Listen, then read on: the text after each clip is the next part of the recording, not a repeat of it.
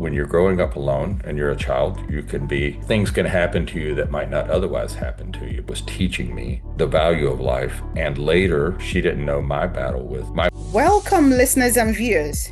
Thank you for tuning in. I'm Grace Ovba, your host, and this is Rising Above Shadows of Abuse, RASA. Meet our wonderful guest, Andy Campbell. Welcome, Andy. Thank you so much. It's a pleasure to be here.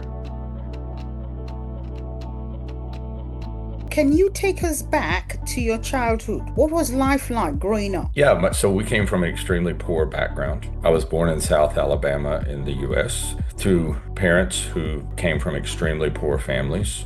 My father's family were farmers in South Alabama. There was no wealth. There was basically just, subsistence living and, getting enough food to survive and working every day to make a better life for the next generation. My parents took the approach that they wanted to get out of that life. And so they did. They left living in South Alabama to pursue providing a better financial life for their children. What that meant was that my parents were gone all the time.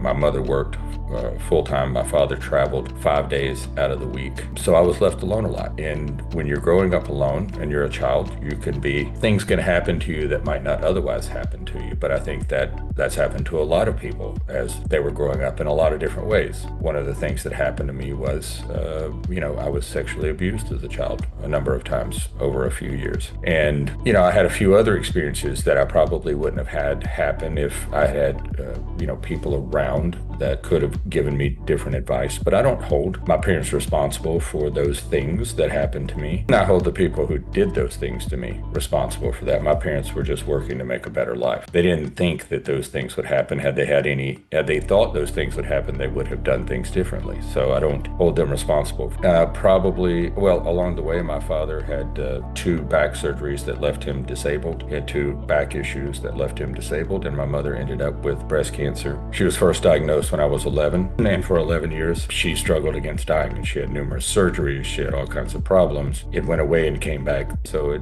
she had 3 recurrences of cancer over 11 years, and I credit her with showing me, through her struggling to stay alive, she showed me the value of being alive. And so she did not quit until her body completely failed and she couldn't take another breath.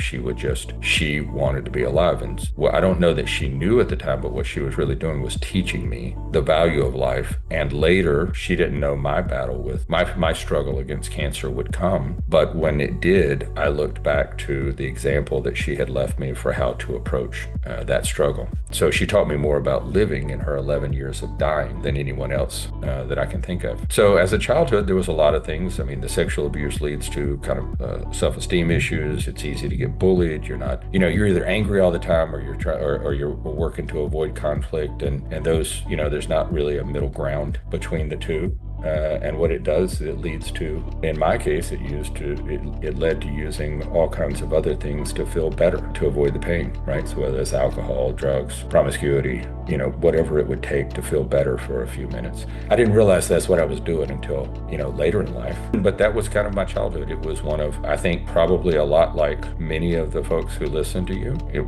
There were parts of it that were easier. My parents were in a better financial situation than we would have been had they stayed where they had grown up. But everything, there are no free lunches. Everything comes with a price. And the price of that was just some experiences that affected me, for most of my life. Be safe and be positive. And don't forget to check out our social media handles. Thank you. Bye for now.